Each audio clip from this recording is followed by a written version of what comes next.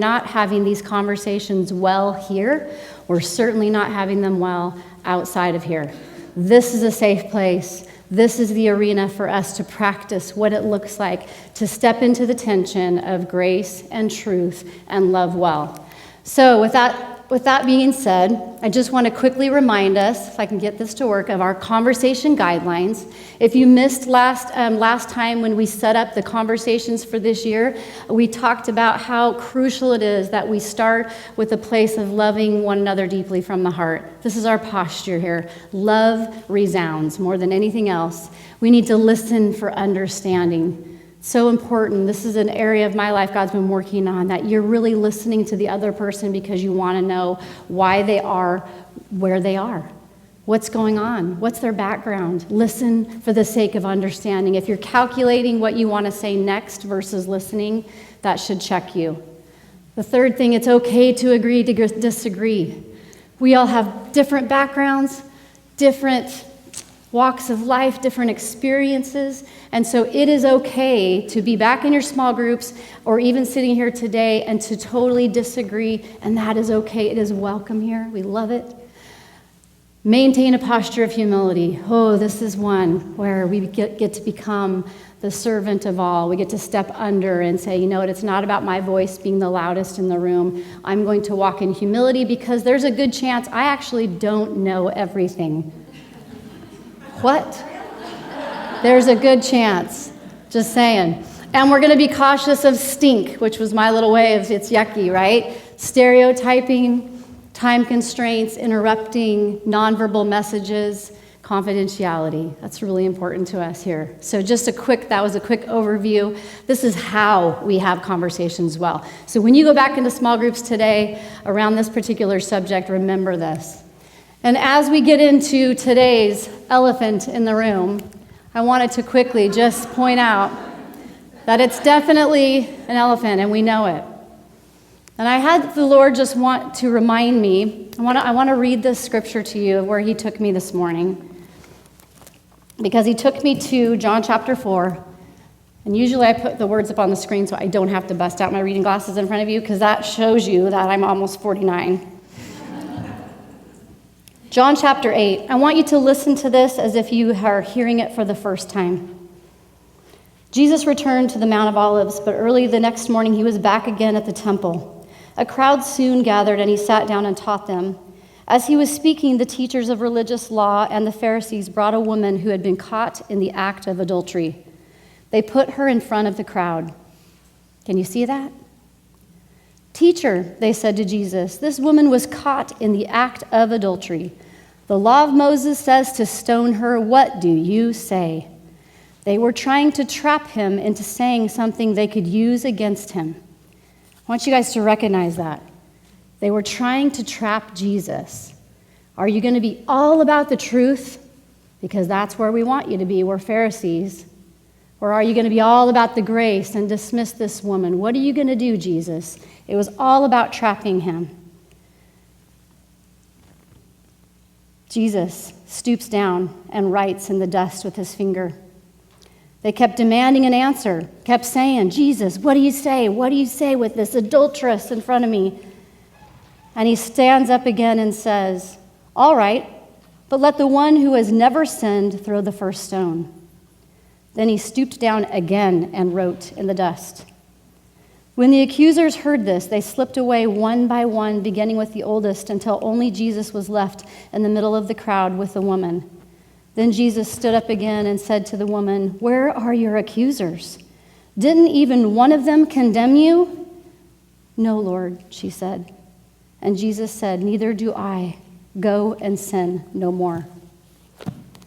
I think that's such a beautiful demonstration that Jesus gives us of stepping into a hard place.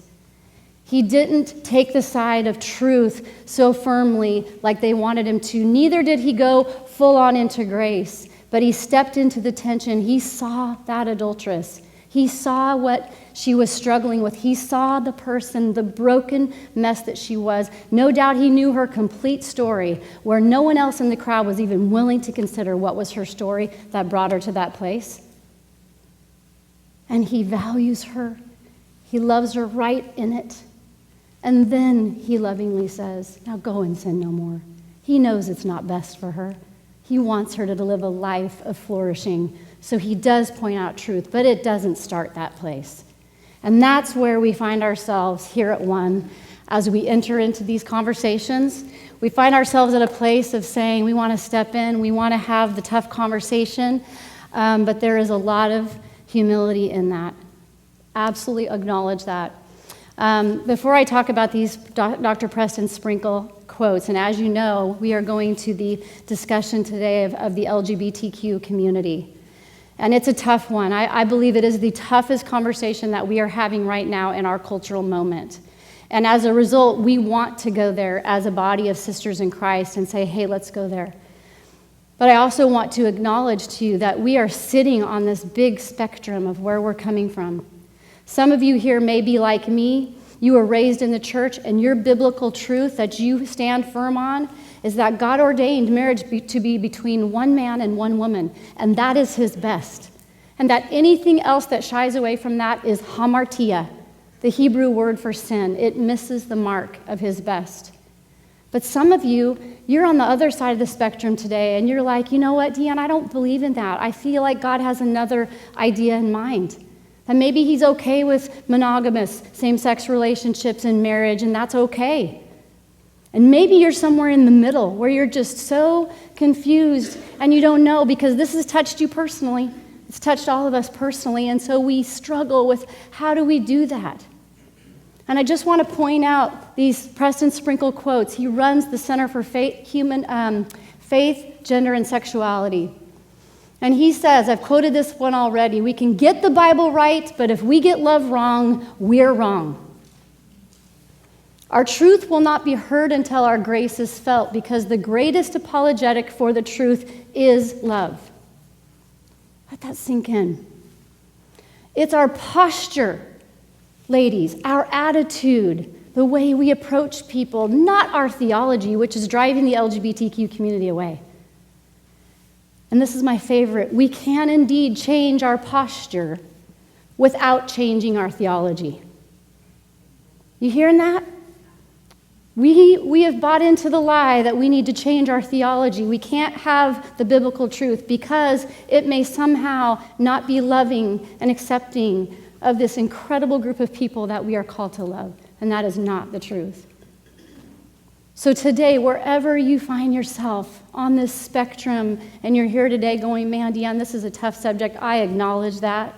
I acknowledge wherever you are, your voice here today, we value it. We want to hear where you're coming from. We want to hear where your struggles are. And we also know that we are only touching the tip of this iceberg. In one conversation, how can we possibly cover the spectrum of what this particular subject has? So many things coming off of it, right? And so with that being just a known factor, I want you to know that for the sake of today's conversation, we are focusing in on not the issue, but the people.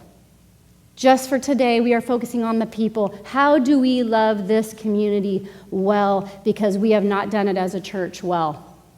And if we're honest, this is where God took me to my knees this morning. I've had people in my life for over 30 years. I played college basketball. And I've had people in my life that I have loved and have had relationship with, but I have had an attitude, if I'm completely honest. It's an inner attitude, but the last couple years, God has said, no more. Deal with my attitude, because it is stopping me from loving them fully and completely. And it's evident to my kids who are Gen Zers and millennials. It's come out of me in ways that goes, Mom, that's really judgmental. And it's like, oh, maybe it is. So that's where we're going today, is how do we love these people well? How do we change our posture without changing our theology? It's the tip of the iceberg, I know. And so if you are a woman here today and you really want to go deeper on this subject, we would have to have an entire year study on this if we wanted to really cover it well. And we're not doing that this year. We're doing 1 and 2 Peter, and we're having many conversations about lots of tough stuff.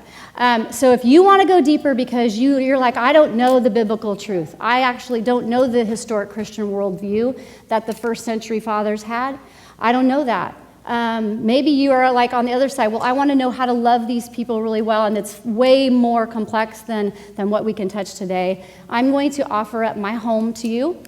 In 2 weeks, I'm going to have 2 small group living room Bible studies, and we are going to go through Grace and Truth 1.0. This is written by Preston Sprinkle. He runs the Center for Faith, Sexuality, and Gender. He has multiple books. This is just one of them. This is the website that you should go to if you want a resource that is thorough and has blogs and resources and books to read and video discussions. In fact, they just launched a 22-week digital forum that you can sign up for, and from the privacy of your own home, you can watch these videos that talk about every single subject you have on your heart and mind. And they do it from a biblical foundation point. But the heart is to love well. That's the heart. And so it's a beautiful picture of where we want to go as well. So if you're interested and you want to do it in a 5-week kind of compact version in my home, then I'm offering up Monday evenings and Tuesday mornings to you guys. No childcare, sorry. So you're going to have to work on that. But it's a 5 weeks. The only week we would take off is Thanksgiving week. And so 5 consecutive Mondays, 5 consecutive Tuesday mornings. So I'm going to pass these around. If you're interested, let's go through this together. Let's have this discussion further in my living room. I'm learning and growing alongside of you. So I'm just going to pass this way. The blue one is evening. The green one is morning. Blue night, green day. That works, right? Just hit me. Okay, so right now, in order to really get into where we're headed today in this awesome conversation, I'm so excited. And we're going to start with a video that this was from Q again, this last spring. This was actually one of the panels that they brought up and had speak, and I hope it touches you as much as it did me.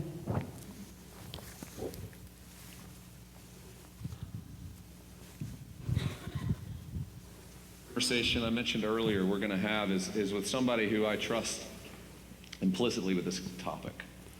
The topic of LGBT is probably one of the most divisive conversations you can have in our culture today. Move that into the church.